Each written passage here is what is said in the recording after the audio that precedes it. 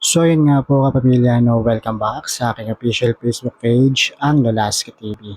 So yun nga po kapamilya, no, meron ako napanood na isang vlog sa TikTok at ito nga po, no, sinurprise ni Meme Vice at pinadalahan ni Meme Vice si Diwata ng mga gamit na lamesa at mga upuan. Talagang nga naman na tuwang-tuwa si Diwata. So meron tayong clip kung saan nakausap niya yung nagbigay. So ito nga po yung clip. Galing kay Vice Ganda.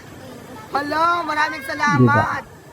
Ayan, pinadalaan ako ni Vice Ganda ng Yan, ganyan sana, no? Sana ganyan lahat kasi tulungan lang.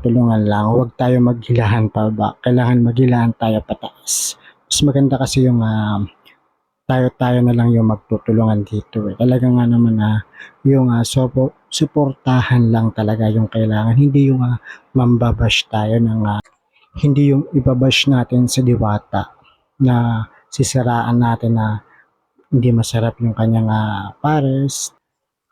Tapos nagbiro pa si Diwata na kung pwede daw isama na yung van, yung L300.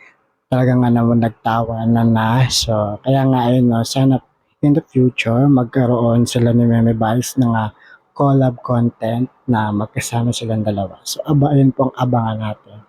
At ayun nga po kapamilya, no, it's showtime nga po tuwing Lunes hanggang Sabado. Ayan po ay tanghali. At meron nga po silang event, ang It's Showtime Family sa Bida Kapamilya sa Pampanga. Yan nga po ay gaganapin sa may SM City, Pampanga. So abang-abang na kayo dyan mga kapamilya.